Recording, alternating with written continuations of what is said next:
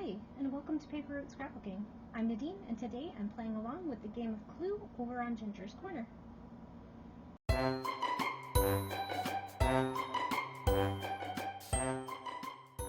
Hello everyone, and welcome back to my channel. Today I'm going to be playing along with a fun challenge game hosted by Ginger over on Ginger's Corner. There's a giveaway that goes along with this challenge, and you can find all of the rules and information about the giveaway in Ginger's intro video, which I will link in the description box, along with a link to the Facebook group where you can play along and the collaborative playlist where you can watch Ginger and some of her friends playing along with the game throughout the month of August. I hope that you'll join us. So let's get started. I feel like the best way to explain how to play a game is to go ahead and demonstrate the steps. So we are going to play Clue, and we're going to do it scrapbook style. So if you're familiar with the game Clue, it is the one by Parker Brothers, and it is like crime solver type mystery game. So you have like your suspect, your weapon, your location, and then you kind of put it all together to solve the crime, right? So I am going to show you how we're going to do this scrapbook style. So what we have here is kind of these are the rules. If you want to find these, you can go over to Ginger's Corner Facebook group, and you can find the game rules and charts under the Files tab of the Facebook group, and then you can print them off like I have, or you can just you know, look at them on your device or whatever. Okay, so however you want to play. Next up, you're going to need 6-sided dice. So I brought in this one here, and then a notepad. At least that's how I'm going to do it. I don't know, maybe other people don't need that, but I do. Okay, so step one is to roll your dice for the first time to find your suspect. So number 6, Mr. Green. So my suspect is Mr. Green. Okay. And then I'm going to roll my dice a second time to find out what the murder weapon was, and it was number 4 is a dagger. So my weapon is a dagger. And then I'm going to roll again to find out where the location of the crime was. And I got number 1, so it was in the ballroom.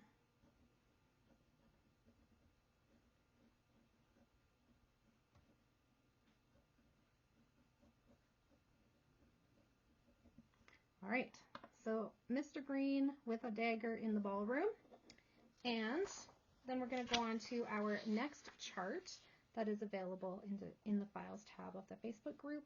And we are going to go ahead and find out with roll number 4 what Miss Scarlet is going, or sorry, not Miss Scarlet, I'm just reading down, what our suspect is going to ask us to use on our layout. Okay, so we got a 5 under Mr. Green. So Mr. Green is way down here, off the camera even. Okay, and Mr. Green, go down 5. 1, 2, 3, 4, 5. We have green ribbon, string, or twine. So green. Okay. And then I'm going to roll again to find out what weapon we're going to use on our page. So under dagger, we rolled a 3, so 1, 2, 3. Thanksgiving, so this is going to be a Thanksgiving page. And we are going to go over to our location and find out what that means we have to add to our, and we're at ballroom, so that's way up here. And a 6 under the ballroom says use a person embellishment. Interesting. So my next steps would be that I need to print some Thanksgiving photos. I need to find some supplies that include some kind of green ribbon, string, or twine, and a person embellishment. And then I'm going to create a layout. And then when I'm done creating my layout, I'll come back on here. I'll show you how I put all of those things together, and then we will talk a little bit more about playing along. All right, so hang on, I will be right back. Okay, so before I completed my layout or started my layout even, I thought that this would be a good point to jump back in So I thought I would pop in and let you guys know what I had found to go with my roll. So I rolled green ribbon string or twine, so I went to my little cookie jar that has all of my ribbon in it, and I pulled out this green polka dot ribbon in 2 different like sizes, and I thought I can maybe get something from this onto my layout. And then my next roll brought us Thanksgiving, so I printed off a photo of my granddaughter's first Thanksgiving. If you've been following along, you know that I'm trying to work my way through some 2021 photos, and this is one of them. So this is for her first year album. I also printed off some journaling from her mommy's Facebook page for that day, and then I set my date stamp. So that's what I did for Thanksgiving. Also, because it was the theme of Thanksgiving, I thought it went really well with my counterfeit kit this month. So I'm the guest designer over at the Counterfeit Kit Club. I think that's what they're calling themselves. Community? Counterfeit Kit Community. And I am going to be creating with them this month. So this was the kit that I put together based on their inspiration kit. And there will be a whole kit share and all of that kind of stuff later, but I just wanted to share that that's where this is coming from. So the Thanksgiving theme went really well with the family and farm kind of theme that was in this kit. So I think I'm going to go ahead and use that. So that's kind of exciting that the 2 things matched up. And then for the part where it says person embellishment, I went and grabbed my wood veneer little mini box here that has like all the tiniest little pieces, because I knew it had these little guys that are like, it's hard to see on there, I guess. They look like, some people call them potty people because they're like the people that are on the door when you use a public washroom. So I thought those would be really cute because it's a brother and sister layout, right? So that both kids are on there. So I thought that would go really nicely on there. That's my person embellishment. So then I was kind of feeling like, oh, I'm not really feeling a layout today. And so I was like, well, let me find something to inspire me or get me started. And I went to the, what is this called? Sketchy Challenge community for Creative Scrapbooker magazine.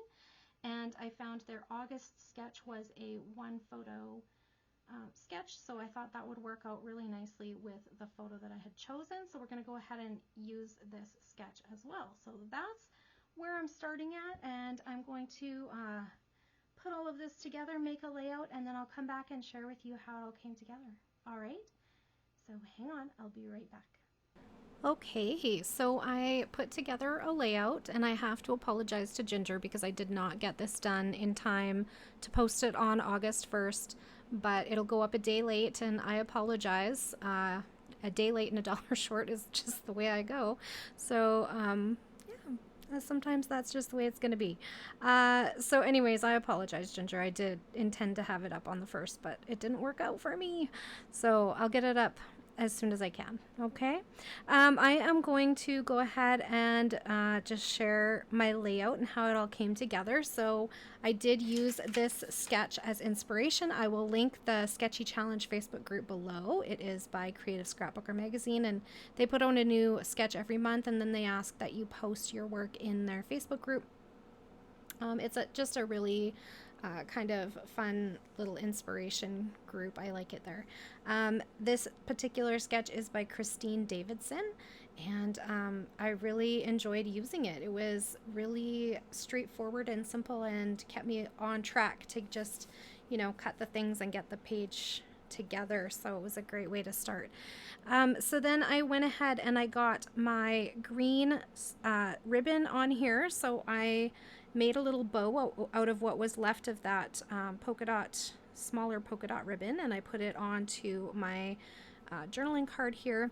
The way that this was set up, it had some 4x4, so like it looked to me like 4x4. I don't know what it was intended to be, but my photo was 4x4, so I used a 4x4 cut apart card. I was going to put another one up here, but I really wanted my title to be Thanksgiving, so that's how I decided to not use another 4x4, but I think this would be a great layout idea for using those cut apart cards. And then I what else did I have to get on here? Thanksgiving. So yes, it was Thanksgiving themed, and I made sure that was in my title. And then the person embellishment, I just put those little wood veneer people on there to add a little something to the layout. It's very interesting because I would not think to put that on here, but it looks cute. So that's kind of an interesting way to get our layouts done, and I'm enjoying the idea of this kind of inspiration. So we'll see where it goes from here.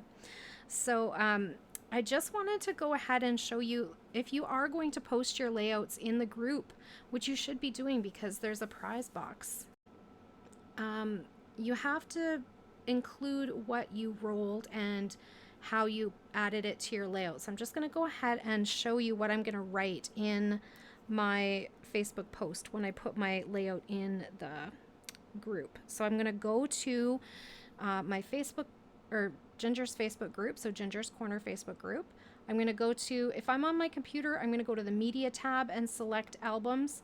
If I'm on my phone, I can just go right to, I think there is an albums tab on there. So I think it just depends what device you're using. It's different for my two devices. I don't know if it's different for Android users or whatever. So just go in and look around and see if you can find the albums. And if not, ask. Somebody will have an answer for you. The ladies there are very helpful. Okay, so when I post my photo, underneath I'm going to make a comment, okay, and it's going to say criteria. Okay, that's the first thing I needed. So my suspect, I rolled a 6, so I'm going to put in brackets here, I'm going to put 6, and then I'm going to write Mr. Green. And then for my implement, I rolled a, what did I roll? What was the roll? 1, 2, 3, 4. So I rolled a 4, and that was a dagger. And for the location, I rolled a 1, and that was the ballroom. So I'm going to put that in my comment, and then next up I need my burdens of proof. So Mr. Green, under Mr. Green, I rolled a, what would that have been? 4. So I rolled a 4, and that gave me green ribbon.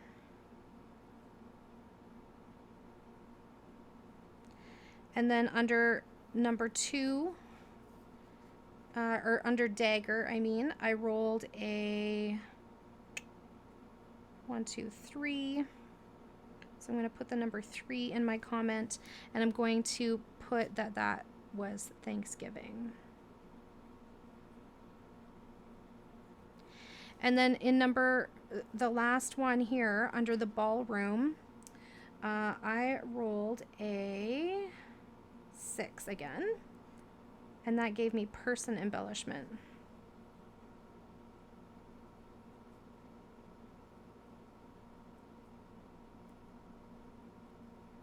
Okay, now for the people who are looking through the layouts to see where you put your things, it's going to be super helpful if you write in here what that thing was. So under green ribbon, I might write bow bottom right,